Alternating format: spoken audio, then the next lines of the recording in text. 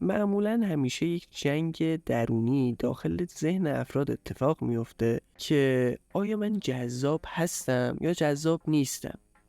خب شما معمولا جذابتر از اون چیزی هستید که فکر میکنید. حالا توی این ویدیو 5 تا نشونه بهتون میگیم که اگر اینا رو دیدین شما جذاب هستید.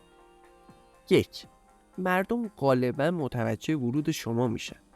اگر به یک مهمونی رفتید و دیدید که دیگران به شما نگاه میکنن، به این معنیه که مردم دست کم متوجه حضور شما میشن و مهم نیست که کسی برای شروع یک گفتگو به سراغ شما بیاد یا نه. 2. معمولا تمایل دارید لبخند بزنید. خلق و خوی مثبت به خودی خود جذابه و اگه دوست دارید لبخند بزنید و قادرین از لحظه لذت ببرین، مطمئن باشید که جنس مخالف واقعا به شما علاقه‌مند.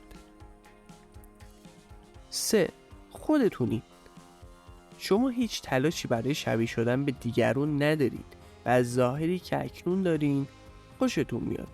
متمایز بودن شما توجه زیادی رو به خودش جلب میکنه و به دیگران این امکان رو میده که بدونن شما از زندگی و از خودتون چی میخواید.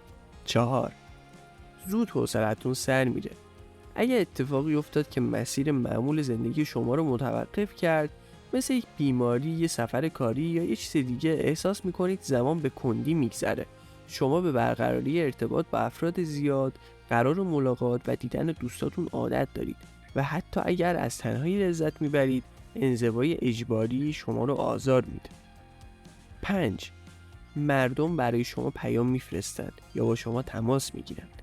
حتی اگر در یک رابطه هستید یا همسر دارید، ممکنه علیرغم موقعیت خود از افراد توی شبکه‌های اجتماعی پیام دریافت کنید. البته که باید این پیام‌ها رو نادیده بگیرید.